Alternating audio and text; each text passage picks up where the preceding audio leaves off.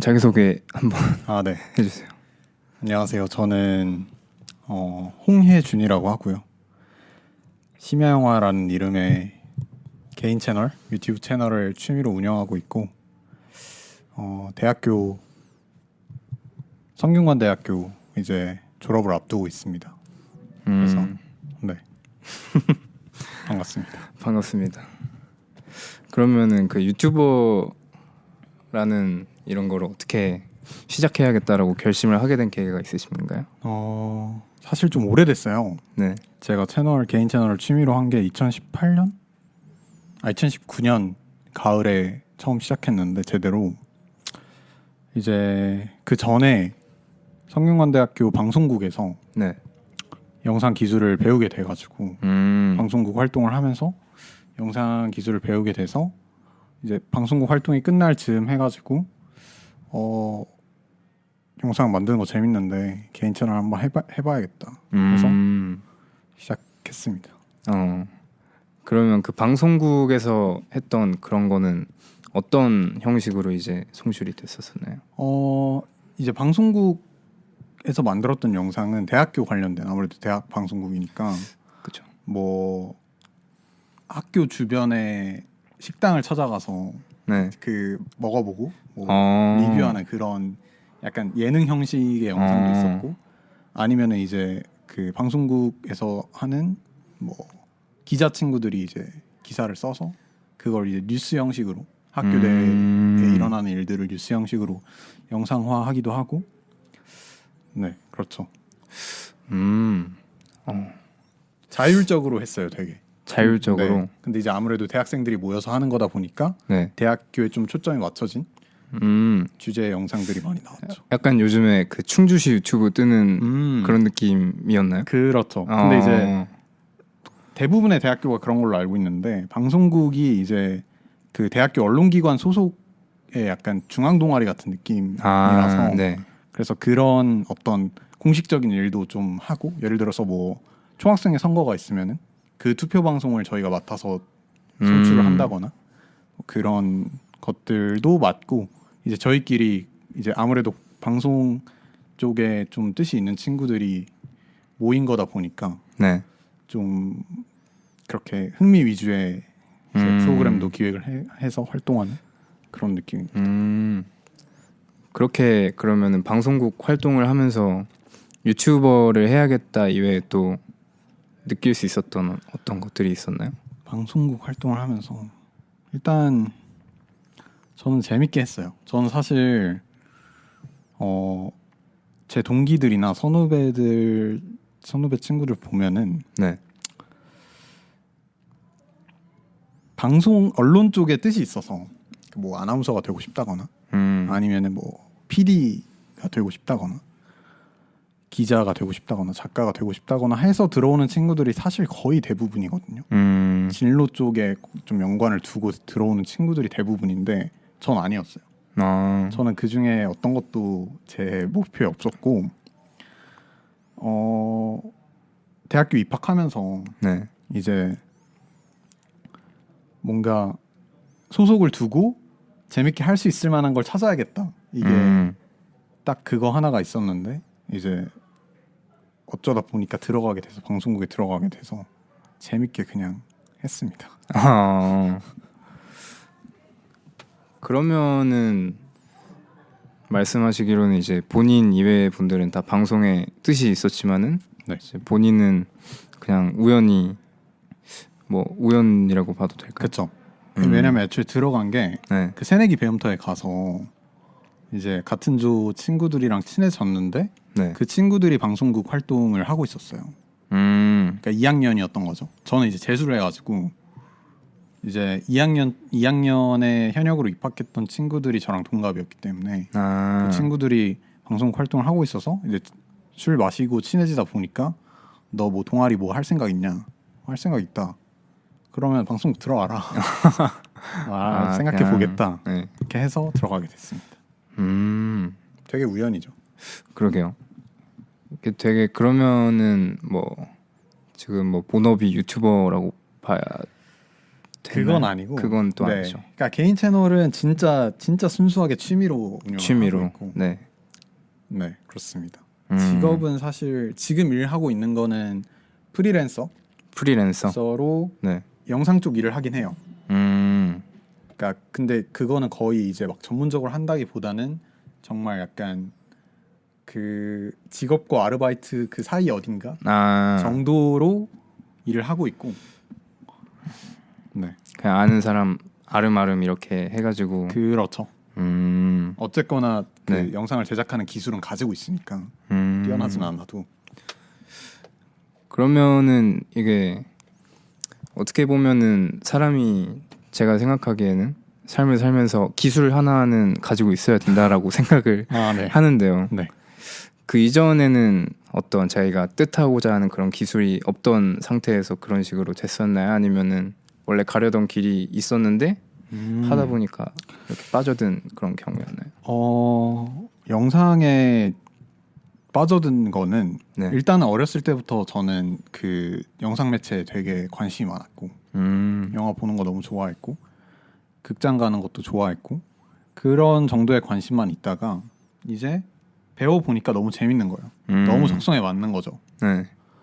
이 영상을 편집하고 내가 원하는 대로 이렇게 결과물을 만들어낼 수 있다는 거에 좀 매력을 느껴서 되게 누가 안 시켰는데도 막 혼자 찾아보고 공부하고 그런 한창 그렇게 했던 시기가 있었고 그게 이제 방송국 할 때였고요. 네. 근데 이제 한층 더 빠져들게 된 계기는 제가 직업적으로 뭘 하더라도 사실 직업적인 고민은 지금도 하고 있는 중이고 계속 바뀌었거든요. 네. 20대 이후에도 계속 바뀌어왔기 때문에 그 직업에 관계없이 이거를 평생 가져갈 수 있겠다. 뭐 기술이라는 걸로 보자면. 근데 저는 진짜 영상 만드는 걸 취미로 접근을 했고 그 취미를 실현하려고 배운 느낌이라서 이걸로 막 돈을 벌어야겠다. 네. 아니면은 뭐 내가 막 이 직종을 가져야겠다. 네. 여기에 전문가가 되어야겠다. 이렇게 접근을 한 건 아니고 그냥 순전히 좋아서. 네, 재미로 접근을 해서 내가 할 수 있는 어떤 가장 자신 있고 네. 즐거운 기록의 방식이 된 거죠. 기록의 방식이라는 표현이 되게 인상 깊네요. 또 말씀 중에 어릴 적부터 이렇게 영화 보는 걸 좋아하셨다고 네. 하셨는데 그러면 심야 영화라는 그런 이름을 가지게 된 게 그런 거에서 비롯된 건가요? 그렇죠. 사실 이름을 정하는데 제가 약간 어렸을 때는 더 그랬던 것 같은데 좀 그러니까 쓸데없는 생각이 많아요. 그러니까 잡생각? 네. 잡생각이 많아서 그런 걸 하는 거죠. 이제 내가 내 본명 말고 네. 하다못해 뭐 게임 아이디를 짓더라도 마음에 드는 걸 짓고 싶잖아요. 아, 그죠. 네. 특별한 거. 그렇죠. 그래서 이제 그런 거에 대한 생각을 쭉 했는데 이제 채널 이름을 뭘로 할까가 이제 되게 네. 그 주요한 그 안건 중에 하나였는데 근데 여러 후보군이 있었고 아, 혹시 들어볼 수 있나요, 몇 개? 제가 네. 침착맨을 되게 좋아하거든요. 아, 침착맨을 알게 된 계기가 네. 원래 이말년 그 만화가 아, 작가잖아요. 그쵸. 이말년 작가는 알고 있었어요. 네. 근데 제가 고등학교 때 생각을 했던 게 침착하면은 안 될 일도 된다. 마음의 평정심을 유지하고 내가 할 수 있는 퍼포먼스를 내는 게 중요하다라는 생각이 있었어요. 고등학교 때. 그래서 저는 침착함, 뭐 평정심 이런 것들을 내 어떤 살아가는 어떤 높은 우선순위의 가치로 삼고 삶을 좀 살고 싶다 이런 생각이 있었거든요. 네.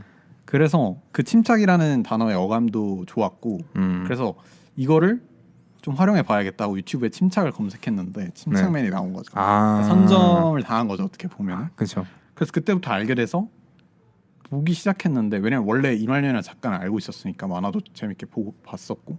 네. 근데 그 이말년 작가가 침착맨이라는 이름을 지은 것도 비슷한 이유더라고요. 맞아요. 네, 게임을 할 때 그 침착함을 유지하면은 이길 수 있다. 약간 이런 거에서 시작해가지고 그 이명을 지은 건데 그래서 일단 그게 어떻게 보면 비하인드죠. 침착을 저도 활용을 해서 이름을 짓고 싶었는데 못 짓게 된 워낙 이미 인터넷에서 유명한 사람이 그쵸. 그 이름을 쓰고 있으니까. 사실 그분이 없었다면은 이제 본인이 침착맨이 될 수도 있었을 텐데. 근데 저는 침착맨이라고 하진 않았을 것 같아요. 제가 뭔가 침착을 활용해서 뭔가를 했을 것 같긴 한데 침착맨이라고 이름 짓진 않았을 것 같습니다. 그러면은 이제 영화를 또 좋아하시니까 네. 혹시 본인의 어떤 최애 감독이 있으신가요? 아니면 최애 작품? 감독. 저는 그 데이비드 핀처 감독 되게 좋아해요. 그 고등학교 때 소셜 네트워크 보면서 네. 이 영화의 스타일이 되게 매력적이다라는 생각을 했었고 조디악 혹시 아시나요? 네. 조디악 영화도 되게 좋아하고 파이트 클럽 뭐 이런 거 좋아해서 데이비드 핀처 감독 좋아하고 사실 저는 감독 따라서 네. 영화를 막 보는 편은 아닌 것 같긴 해요. 작품 단위로 보고 제가 막 영화를 공부하거나 이런 스타일이 아니라서 그래서 그냥 그 정도인 것 같습니다. 감독분들 다들 대단하시죠. 그냥 순전한 감상을 더 즐기시는 건가요? 맞아요. 그리고 한 분 계신 신우석 감독님 아세요? 돌고래 유괴단? 네, 알아요. 네, 좋아합니다. 그분도 이제 이번에 아이폰 뉴진스 맞아요. 아이폰으로 찍다 맞아요. 그거 해가지고 멋있어요. 유명해지시고 맞아요. 돌고래 유괴단이라는 팀 자체가 너무 멋있는 것 같아요. 되게 틀에서 벗어나려고 또 많은 시도를 하는 것 같다라고 맞아요. 저는 생각이 들었거든요. 그런 창의성도 멋지고, 네, 그렇습니다. 그러면 이제 심야 영화라는 유튜브를 운영하는 입장에서 네. 올리시는 영상들이 있잖아요. 네.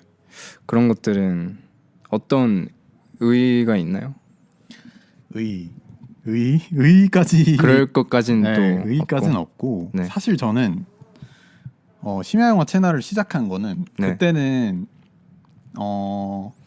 전문직이 하고 싶었어요. 전문직. 네, 제가 이제 직업을 뭘로 할까 이제 한참 고민하다가 정한 게 전문직이었는데, 근데 이제 그때 한창 전문직 개인 유튜버들이 막 생겨났던 시점이었거든요. 그 시기가 약간 맞물리면서 그래서 이게 내가 본업을 가지고 있어도 내가 지금 이렇게 즐거워하는 영상을 사이드로 두고 네. 이 두 개가 시너지까지 낼 수 있겠구나라는 그림이 그려지면서 나도 본업을 그러면은 확실한 전문직을 해야겠다라는 생각이 있었죠.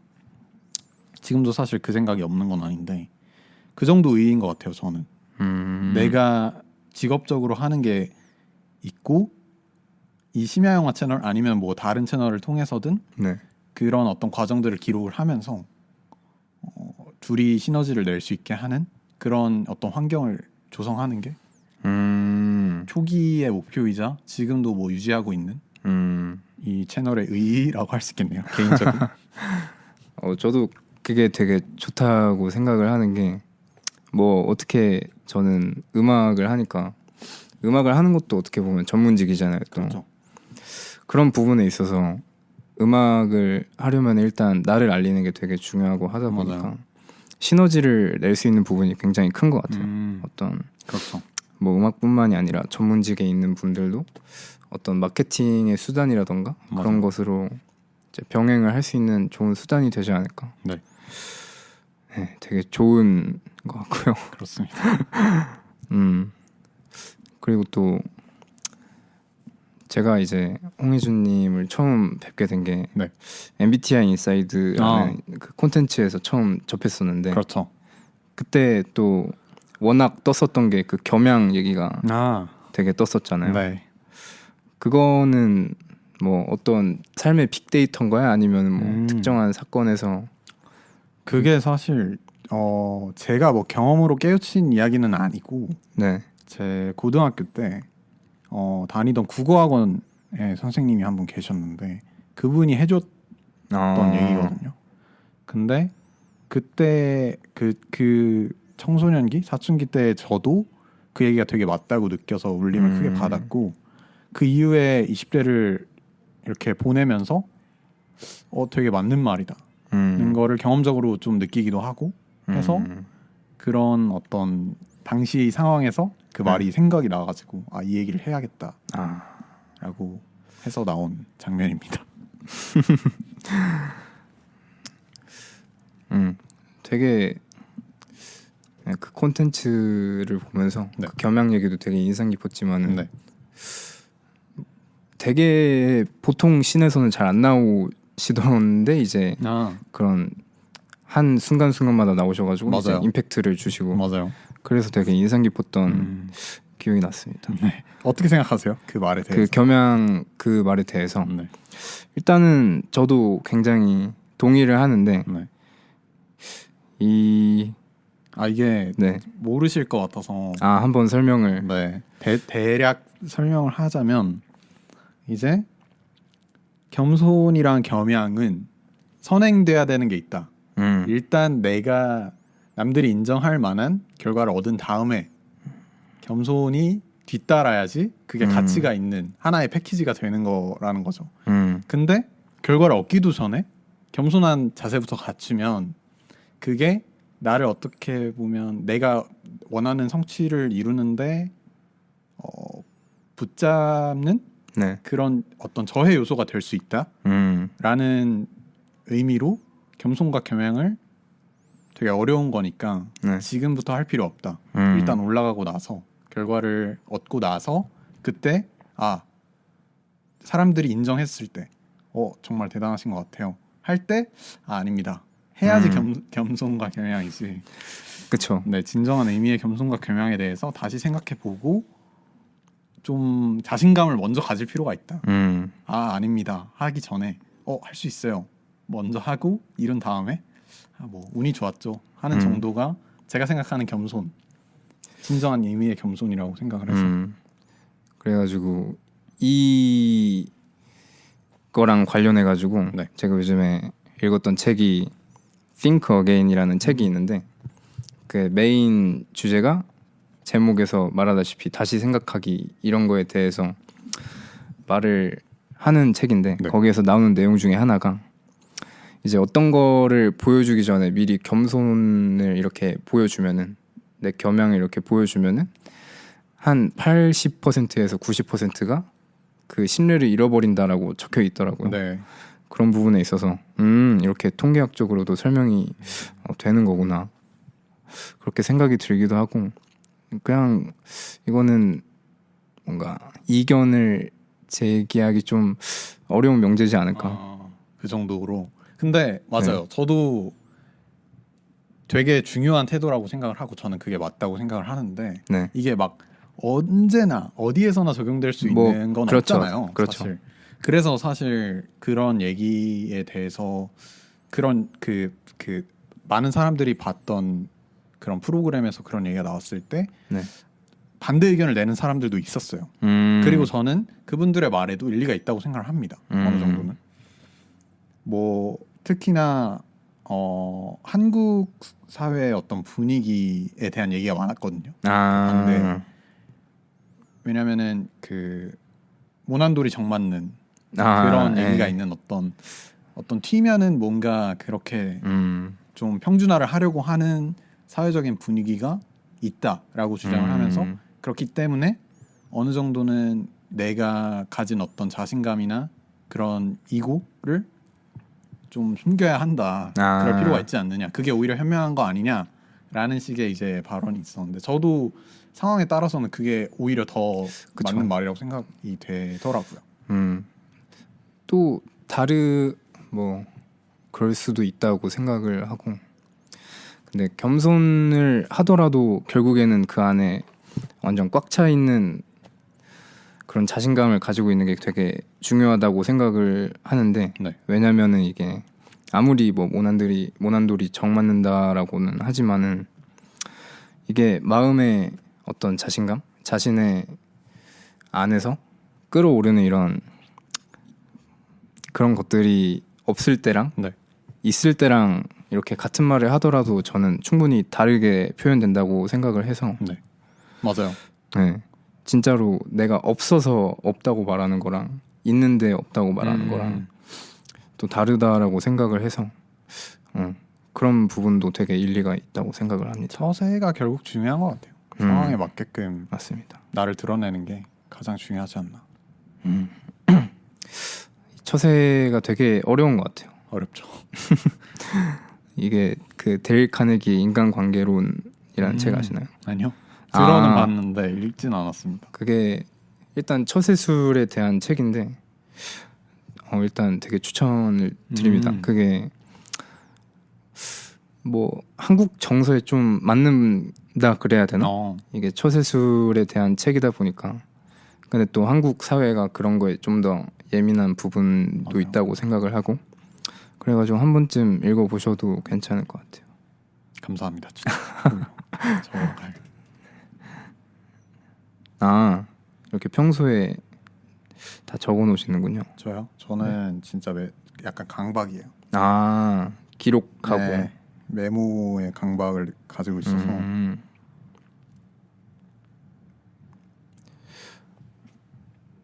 네, 계속 말씀하시죠.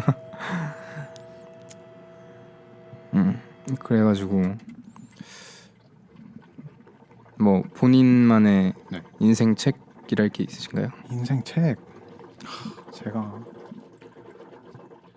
국어 국문학과지만 책을 그렇게 많이 읽는 편이 아니라서 어렸을 때 네 정말 책을 좋아했는데 쉽지 않더라고요. 맞아요. 인생 책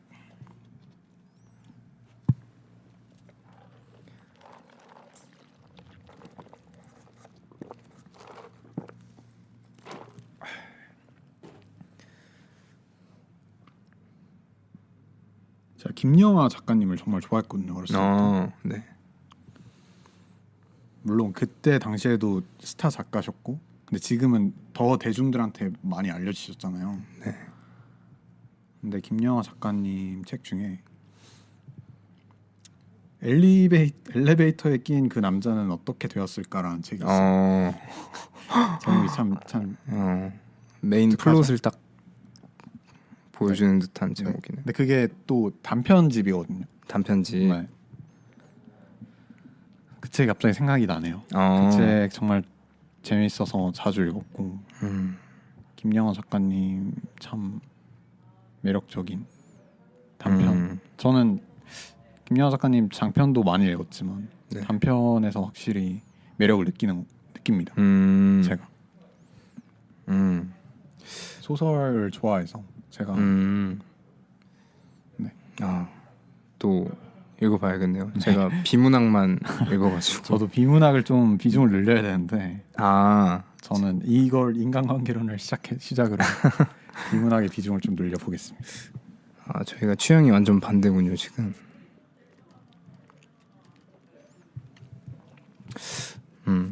그래가지고 뭐 요즘에는 그러면 어떤 일을 주로 하고 계십니까? 요새 네.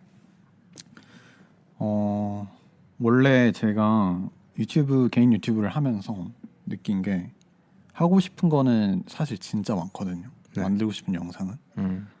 그런데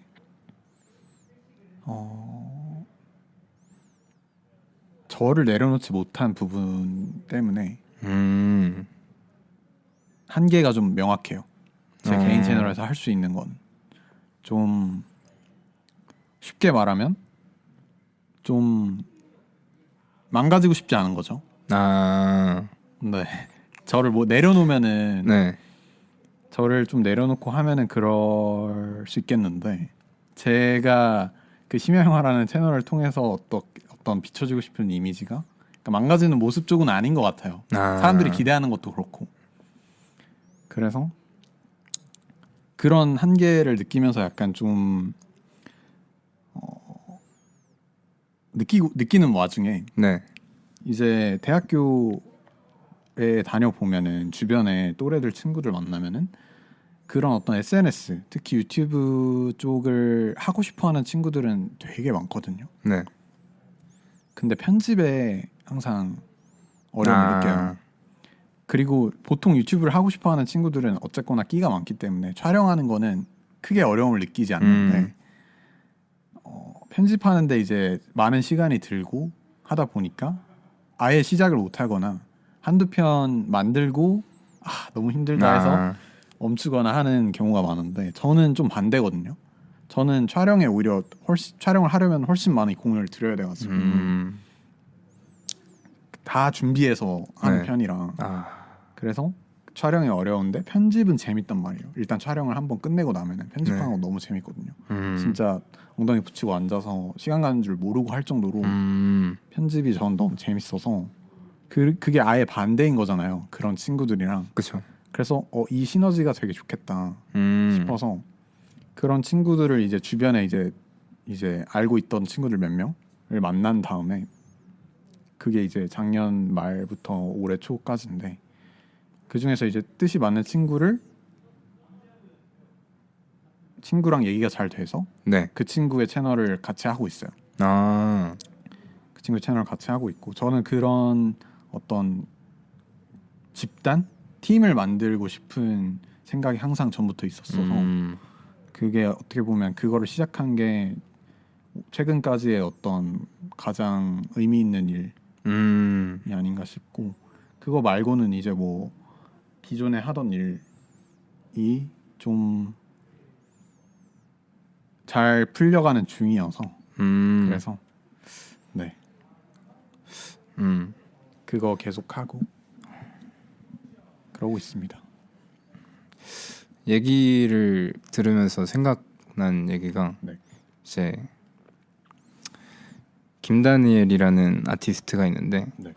이분이 되게 하고 싶은 음악은 많은데 이거를 어떻게 카테고라이징 할지를 몰라서 밴드를 2개를 나눠 버리셨거든요. 그때 촬영 가서 얘기했던 네. 밴드 중에 하나인 웨이브 투어스랑 네. 더 폴스라는 밴드를 이렇게 나눠 가지고 하시는데 뭔가 그런 식의 해결책이 어쩌면은 좋을 수도 있겠다. 이런 그렇죠. 맞아요. 네, 심야 영화의 이미지를 안 해치면서도 맞아요. 제 하고 싶은 걸 할 수 있는. 그렇죠. 근데 이게 막 심야 영화의 이미지를 해친다기보다는 그냥 저라는 사람이 그런 걸 잘 못하고 해서 근원적인 그런 게 있는 건데 채널을 좀 구분해서 운영하는 거는 되게 좋은 생각이고 실제로도 계획이 좀 있어서 네, 그거 저번에 생각 있으셨다고 네네네. 또 말씀하셨잖아요. 맞아요. 그것도 좀 착실하게 준비 중입니다. 확실히 준비가 100% 되면 이제 시작을 하시는 편이신가 봐요. 100%까지는 아닌데 네.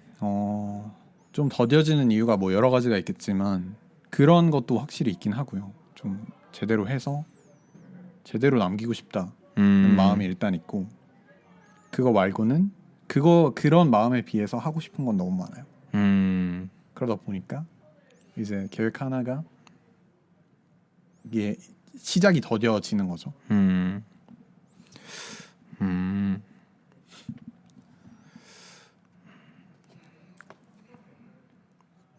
근데 그게 오히려 더 개별성을 만들어주는 것 같아요. 다른 크리에이터랑 뭔가 확실히 이렇게 고민을 많이 하시고 또 욕심도 많으신 편이시고 하시다 맞아요. 보니까 본인이 만족할 수 있는 퀄리티가 돼야 이제 업로드를 하실 그렇죠. 거 아니에요. 네.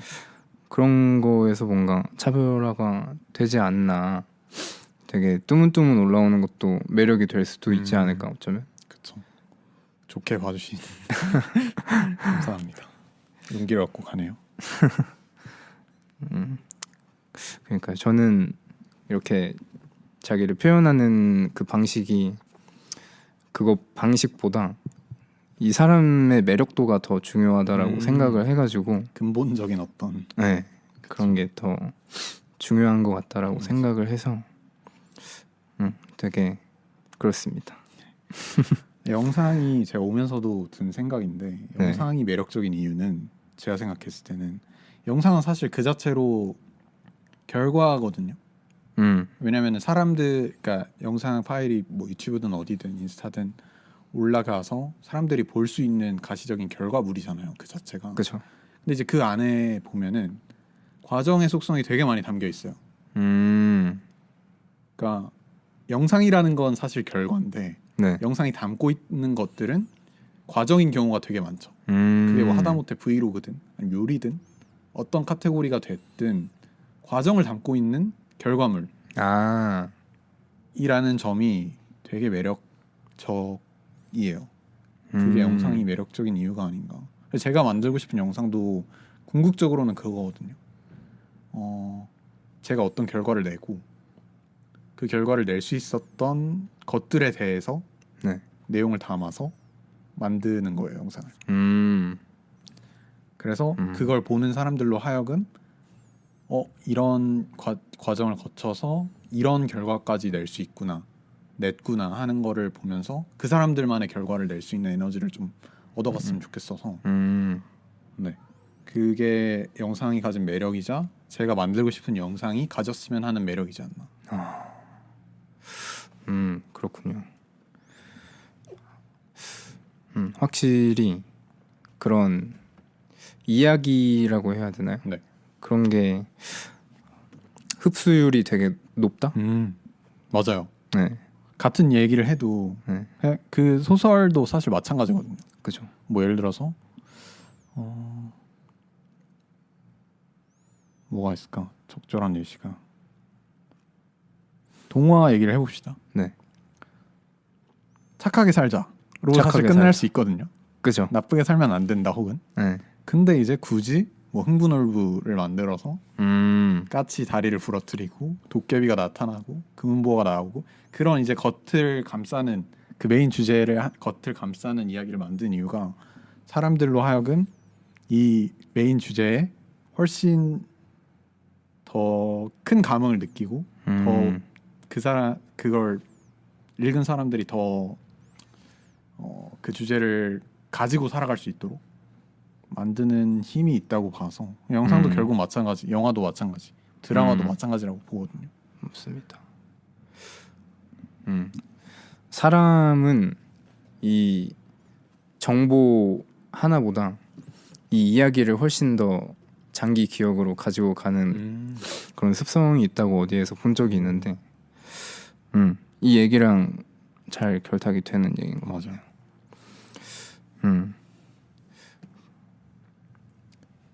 그렇습니다. 음악은 어떤가요? 음악이요. 음악은 아무래도 어떤 분들은 이게 가장 고의적인 예술의 단계다라고 말하시는 분들도 있는 게, 왜냐면 이거는 글이나 그림 같은 경우에는 어딘가에 흔적이 남는데 음악은 듣는 즉시 그게 발휘가 되어 버리니까 그래서 제일 뭐 고의적인 예술이다라고 말하시는 분들도 있는데 그것까지는 아닌 것 같고요. 저는 그냥 조금 더 뭉툭한 표현을 할 수 있어서 좋은 것 같아요. 뭉툭하다 하면? 이 청각의 자극이잖아요. 음악이라는 게. 그런 부분에 있어가지고 내가 느끼는 감정을 이런 소리로 옮겨 담으면은 저 사람이 그걸 느낄 수도 있고 안 느낄 수도 있지만은 그거를 이제 통역하는 과정에서 아름다움을 느끼는 게 음악이 아닐까, 그런 식으로 생각을 합니다. 그래가지고 뭐 글이나 그림도 되게 좋은 매체지만은 이 음악이라는 거는 더 특히 우리 정서에 맞닿게 되는 경우가 많은 것 같아요. 이게 형상이 없기 때문에 네. 조금 더 감정에 가깝게 전달을 할 수 있다? 그런 이점이 있다고 생각을 합니다. 멋지네요. 아이고 감사합니다. 그러면은 그 도와주시고 계시는 채널은 네. 방향성이 혹시 어떻게 되나요? 어떤 것을 하고? 그 친구는 이제 매우 유능한 네. 경제 방송을 위주로 하는 오. 아나운서 친구예요. 그래서 방송국에서 만났고 후배로 지금 이미 경제 방송 일을 하고 있고, 그러니까 제가 생각하는 이상적인 형태 그대로인 거죠. 본업은 아나운서로서 네. 전문적인 직업을 가지고 기술과 능력을 가지고 있고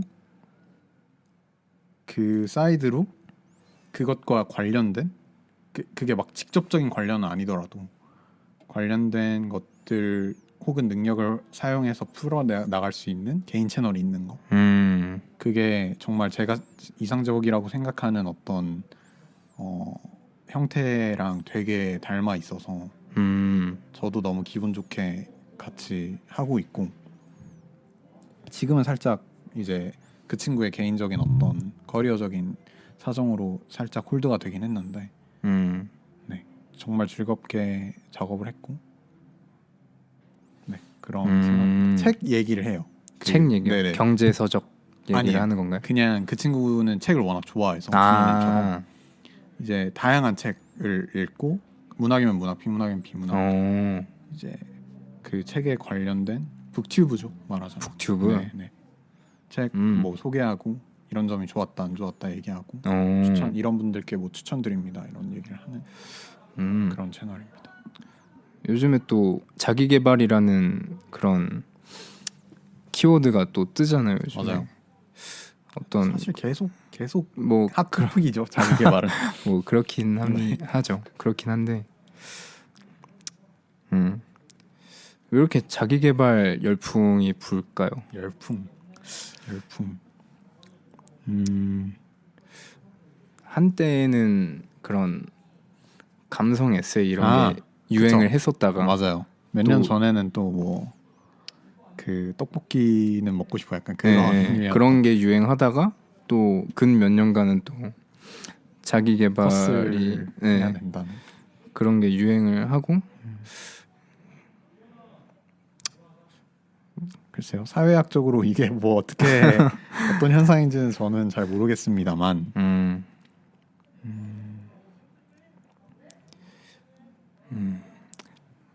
뭔가 한국 특유의 그런 유행을 따라가는 그런 문화가 있어서 그런 걸까요? 그런 것도 저는 무시 못한다고 보고 네. 그게 뭐 좋게 작용할 수도 있고 나쁘게 작용할 수도 있는 그렇죠. 거겠지만 그런 것도 있는 것 같고 제가 봤을 때 본질은 제가 느끼는 본질은 어려운 거를 쉽게 만들어주면은 인기가 있을 수밖에 없다고 생각을 하거든요. 그 둘 다 약간 뭐 자기 개발의 경우 내가 뛰어난 능력과 성취를 얻고 싶은데 어떻게 하면 될지 혼자 생각하고 경험하고 해서 얻는 거는 매우 어려운 일이죠. 시간도 많이 들고. 그거를 간접적으로나마 보여줄 수 있는 책이 있다면 훨씬 쉬운 거잖아요. 몇만 원 내서 책을 구입해서 읽으면은 그조차도 어려운 사람이 있겠습니다만 저도 그 중에 하나인 것 같고 뭐 그러니까 어려운 걸 쉽게 만들어주는 서비스인 거죠 일종의. 그리고 몇 년 전에 유행했던 뭐 힐링 감성 에세이 같은 경우는 지친 어떤 내 마음을 위로받는 거는 굉장히 어려운 일이잖아요. 그쵸. 그걸 쉽게 만들어주는 하나의 어떤 창구를 열어준 거죠. 그래서 그런 쉬움을 찾고 싶은 사람들이 그런 책을 찾게 되고 그러니까 모든 저는 서비스는 다 그런 것 같아요. 배달이 되게 한국을 점령한 것도 배달 시장이 그쵸. 어려운 거 내가 거. 귀찮은 거 그런 거 쉽게 만들어주니까 팔리고 그런 본질이 숨어 있지 않을까 하는 게 지금 드는 생각입니다. 이것도 막 고민한 건 아니고요.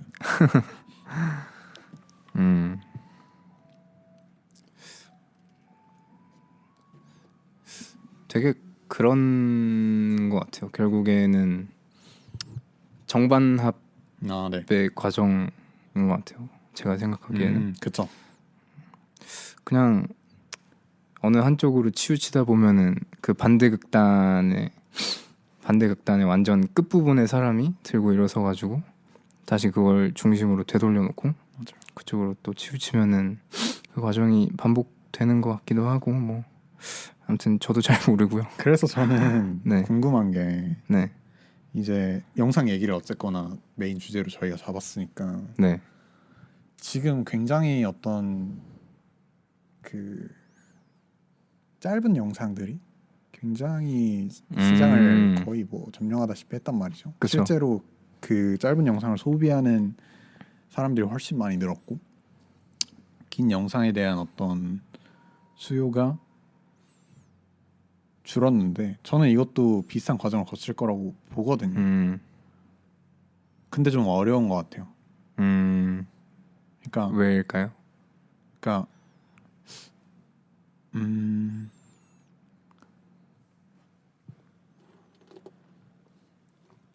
이게 정반합이 되려면 균형이 중요한데,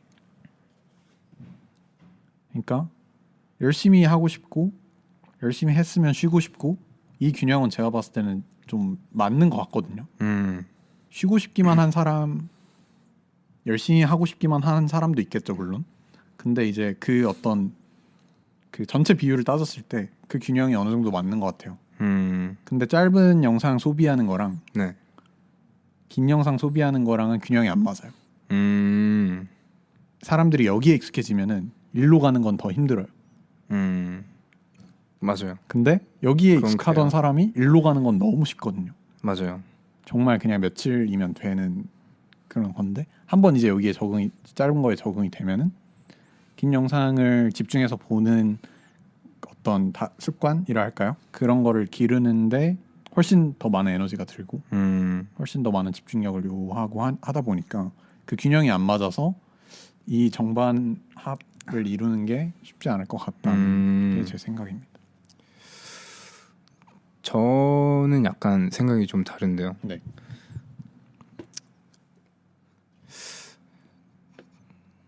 조금 더 극단화되지 않을까? 아, 왜냐면은 요즘에 어떤 흐름이 네.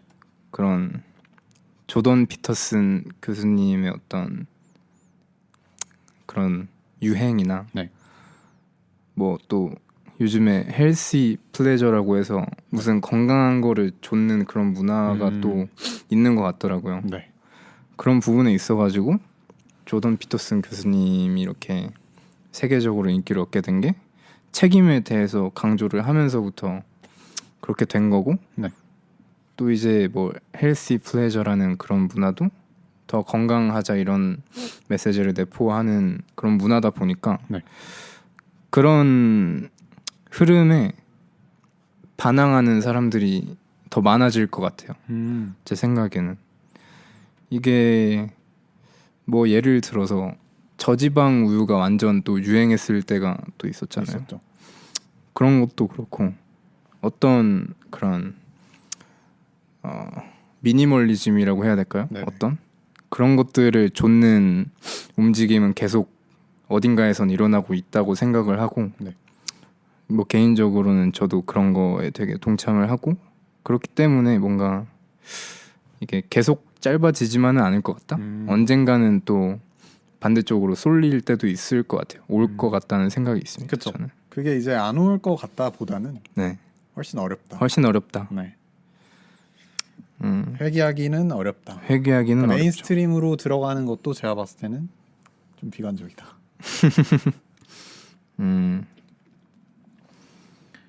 그리고 막 그쵸.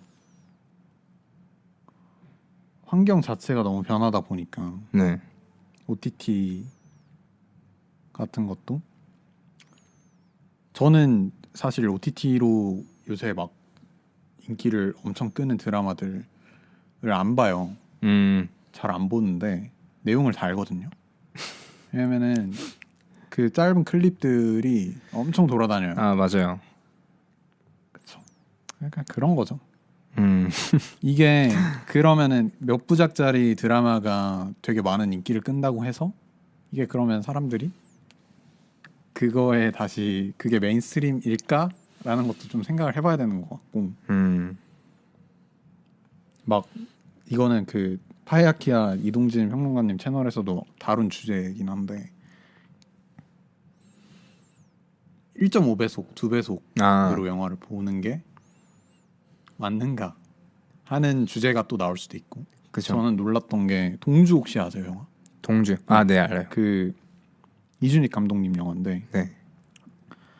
동주를 저는 극장에서만 한 4번 봤거든요. 개봉 당시에. 왜냐면 그때 제가 한창 국어국문학과에 아 그게 그리고 실제로도 그거를 빼고도 좋아하는 영화기도 하고 좋은 영화기도 하고 그래서 네. 그랬는데 그러고 나서 이제 저는 그 이후에는 따로 뭐 과제할 때 보거나 하다가 안 보고 있었는데 그때 연락하던 친구가 동주를 봤다는 거예요. 네. 그래서 영화 너무 좋지 않냐, 영화에 대한 얘기를 하려고 하는데 2배속으로 봤대요. 아. 동주라는 영화를. 근데 2배속으로 봐도 뭐 괜찮은 영화가 있고 약간 엥? 하는 영화가 있거든요. 동주를 2배속으로 봤다고라는 생각이 들더라고요. 그 얘기 들으니까.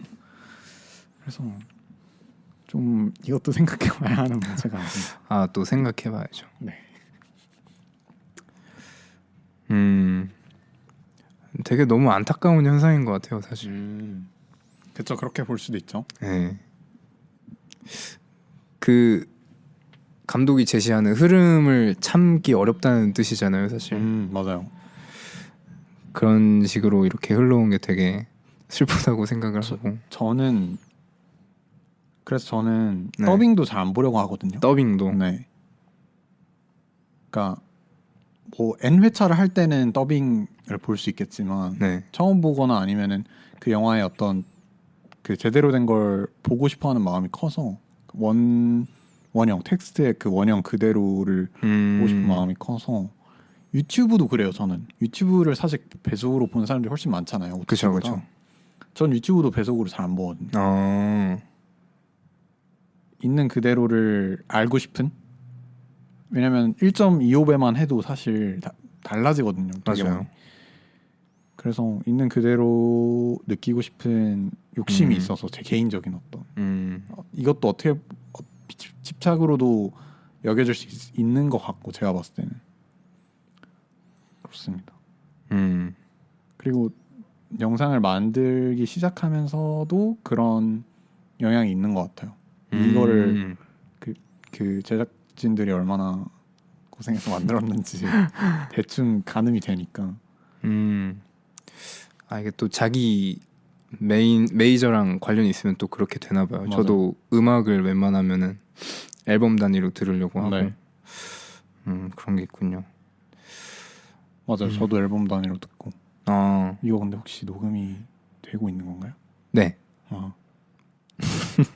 이게 바가 안 움직이길래. 아빠가 너무 커가지고 지금. 아.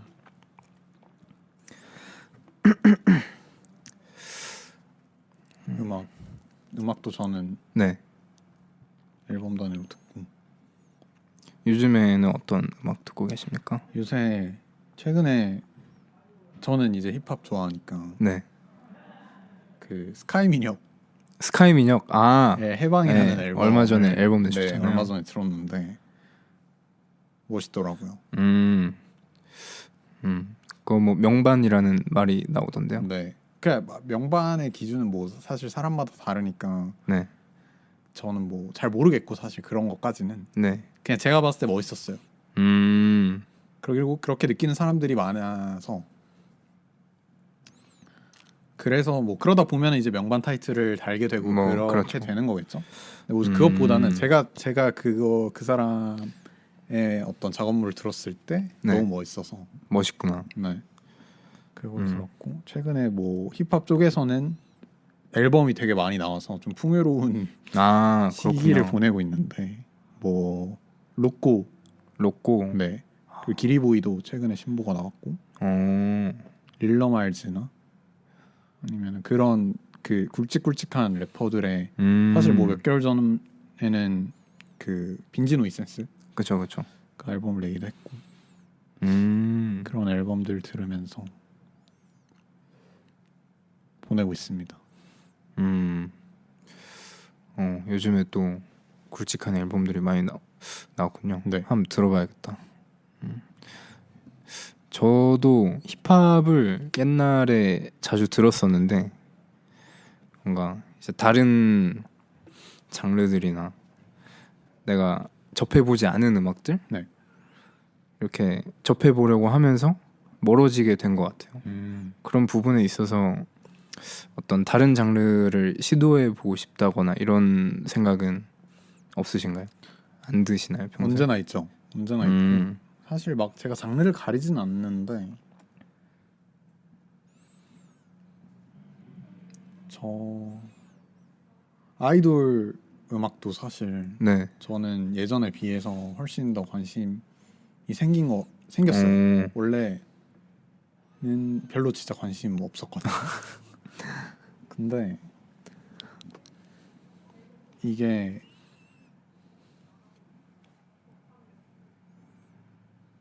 좀 완성형이 되어가는 느낌? 아이돌 그 장르 음악이요? 자체가 제가 느끼기에는 그 약간 거의 피크를 경험하고 있지 않나요 지금? 그쵸. 뭐 지금 아이돌 분들이 막 해외 명품 브랜드 엠베서더 되기도 네. 하고 막 네. 요즘에 확실히 전성기로 네. 볼 수는 있는 것 같아요. 그런 어떤 그 세계적인 반응에 비춰봐도 그렇고 제가 봤을 때는 완성도 측면에서도 기획해서 어떤 그 음반 혹은 그것과 관련된 작업물을 만드는 게 아이돌 음악이라고 친다면 어떤 대형 네. 기획사 혹은 그러니까 회사 음. 단위에서 아티스트 단위가 아니라 회사 단위에서 이걸 기획하고 이것과 관련된 어떤 소통을 한다는 측면에서 되게 완성도가 진짜 끝까지 올라오잖아. 그쵸. 네. 그런 어떤 그 몇 년에 걸친 정말 긴 세월에 걸친 어떤 시스템도 지금은 거의 정비가 제대로 되어 있을 거고 이전에는 그렇지 못했던 것들이 지금은 갖춰져 있고 이러니까 완성도가 굉장히 높지 않나. 근데 또 아이돌 하면은 그런 쟁점이 있잖아요. 이 너무 어린애들을 데려다가 이렇게 육성시키는 거. 맞아요. 그거에 대해서는 어떤 식으로 생각을 하시는지. 그거는 저도 좀 안 좋아요. 저는 안 좋게 생각합니다.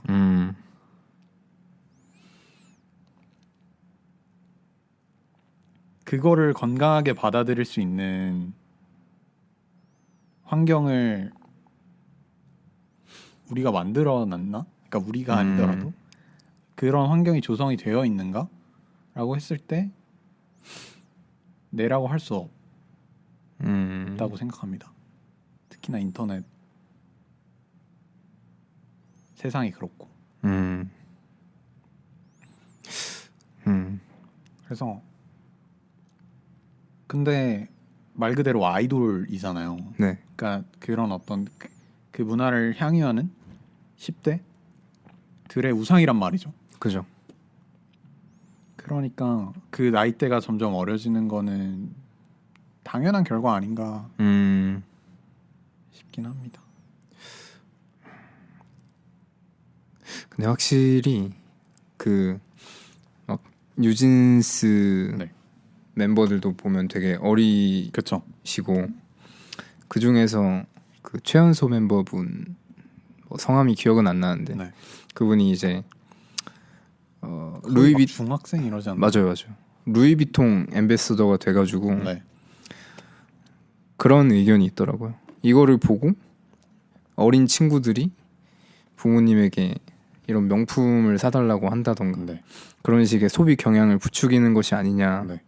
뭐 이런 말도 나오고 확실히 뭔가 빛이 이렇게 밝아진 만큼 짙어지는 그림자도 되게 길어지는 것 같아요. 근데 사실 제가 봤을 때 그런 어떤 대중들을 대상으로 하는 엔터테인 사업은 네. 항상 그래 왔다고 저는 느껴지거든요. 그들이 착용하는 건 언제나 그런 어린 아이들의 어떤 워너비 아이템이었고 그걸로 부모님을 조른 게 뉴진스가 처음이 아니잖아요. 뭐 그렇게 근데 하죠. 다만 이제 너무 어린데 명품 앰버서더를 하니까 그런 목소리가 새롭게 나온 건데, 그러니까 결국 하는 말은 똑같은 거죠. 그런 말은 계속 있어왔고 그거를 저는 그들의 책임이라고 만으로 돌리는 데는 좀 무리가 있지 않나. 네, 가정에서 충분히 컨트롤할 수 있는 문제라고 저는 생각합니다. 그래야 하고요. 그렇군요. 그쵸.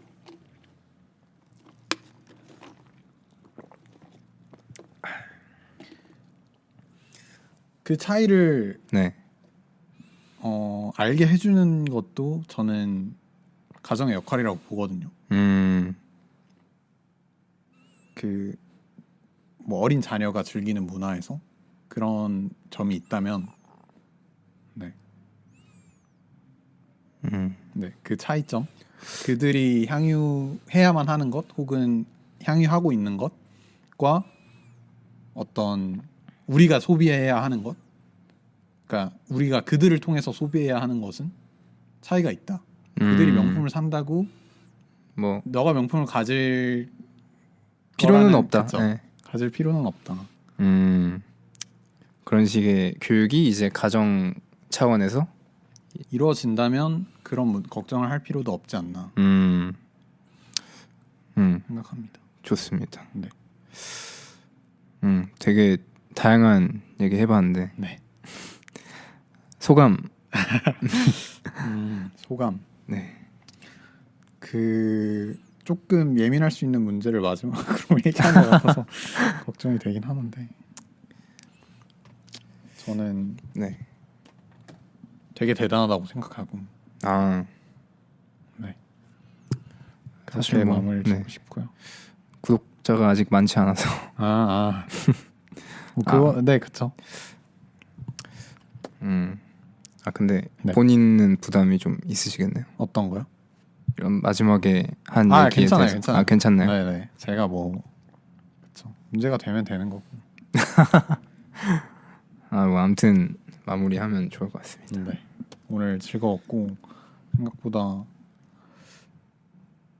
더 편하게 이끌어 주셔서 다른 주제로 얘기를 해보니까 네. 좋았던 것 같아요. 저도 생각을 한 번 더 정리할 수 있었고, 생각보다 기대했던 것보다 유의미한 대화가 되지 않았나. 훨씬 더.